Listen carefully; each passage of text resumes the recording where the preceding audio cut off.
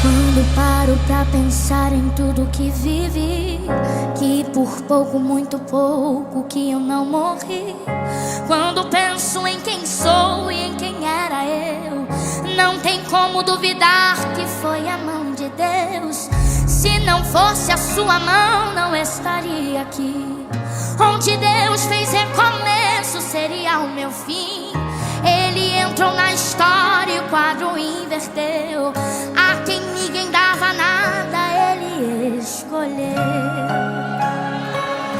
Ainda bem que Deus não olha como o homem vê, que ele escolhe quem é que ninguém quer escolher.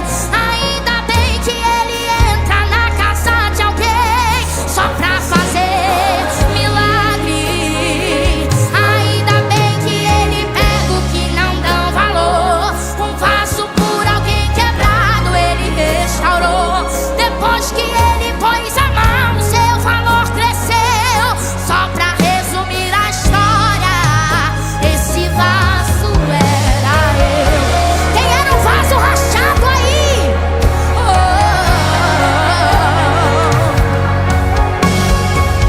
Se não fosse a sua mão, não estaria aqui. Onde Deus fez recomeço seria o meu fim. Ele entrou na história e o quadro inverteu. A quem ninguém dava nada, ele escolheu. Ainda bem que Deus não olha como o homem vê, que ele escolhe quem é que ninguém quer escolher.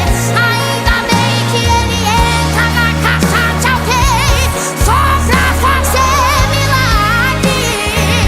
Ainda bem que ele pega o que não dão valor.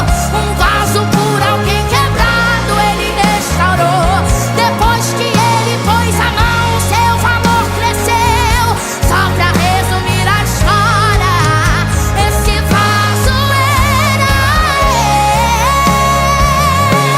eu. Era eu, mas ele escolheu. Era eu, mas ele levantou.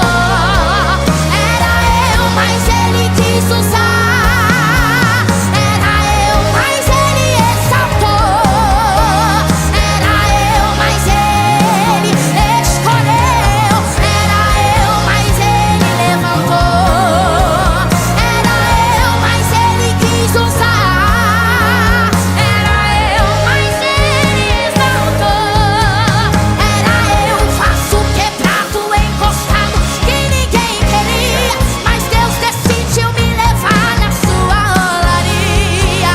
E uma nova história ele escreveu. Quem era eu? Quem era eu? Quem era eu? Levanta a sua mão e declara isso. Ainda bem que Deus não olha como o homem vê, que ele escolhe